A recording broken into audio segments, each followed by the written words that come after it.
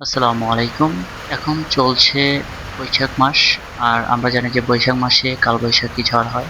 আর গত ২ দিন ধরেই আমাদের এখানে কালবৈশাখীর যে তাণ্ডব সেটা চলছে। তো থেমে, থেমে বৃষ্টি, থেমে, থেমে বাতাস এটা আমাদের এখানে ২ দিন ধরেই চলছে। তো এখন যেহেতু ধান কাটার মৌসুম এবং এই ধান কাটার মৌসুমে এই যে ঘন, ঘন বৃষ্টি হচ্ছে এটা আসলে আমাদের জন্য একটু অসুবিধার হয়ে গেছে, কষ্টকর হয়ে গেছে। এর মাঝেও কিন্তু মানুষ যেহেতু ধান পেকে গেছে এর জন্য মানুষকে কাজ করতে হচ্ছে। তো এই কাজ করতে গিয়ে অনেক কষ্ট হচ্ছে আমাদের। আপনারা ভিডিওতে দেখতে পাচ্ছেন যে এখানে মানুষজন কাজ মানে তাদের ধানগুলোকে বৃষ্টিতে ভিজেই কিন্তু বাড়িতে আনছে। তো এটা আসলে করার কিছু নেই। এটা আমাদের মেনে নিয়েই কাজ করতে হবে। আমাদের আবহাওয়া সবকিছুই উপরওয়ালার উপর, আল্লাহর উপর নির্ভরশীল। তো এটাই হচ্ছে আমাদের জীবন। এভাবে আমাদের কৃষকদের জীবন চলে। তো এভাবেই আমাদের থেমে, থেমে কাজ করতে হয়। তো তারপরে আমাদের বৃষ্টি শেষ হওয়ার পরেও কিন্তু আমাদের যে মানে প্রকৃতির যে একটা সৌন্দর্য এটা আমরা লক্ষ্য করতে পারি। যে খাল-বিলগুলো শুকনো ছিল সেগুলো আবার নতুন করে তাদের জীবন ফিরে পাচ্ছে, ভরাট হয়ে যাচ্ছে। তো এগুলো হচ্ছে আমাদের জীবনের অহরহ সবসময়ই ঘটে। তারপরে